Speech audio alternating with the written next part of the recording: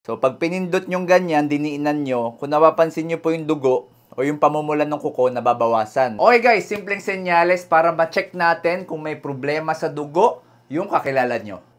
So, hilahin na po si Mr., si Mars, at si Mrs., at sabay-sabay panoorin ang video na to. So, unang-una po, i-check nyo po yung kuko ni Mr. So, examinin nyo po muna yung kuko, kung nakapaggupit ba, kung malinis. Si Bossing, boss, yung kuko mo ang haba. Ilan linggo na yan?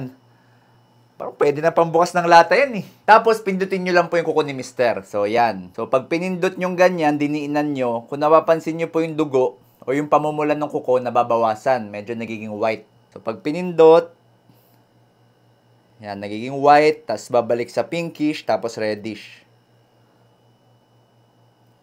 Yan.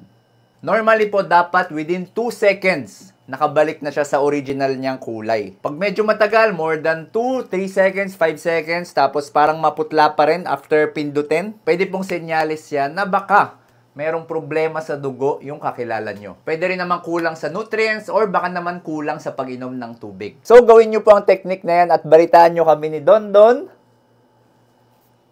kung kamusta yung resulta.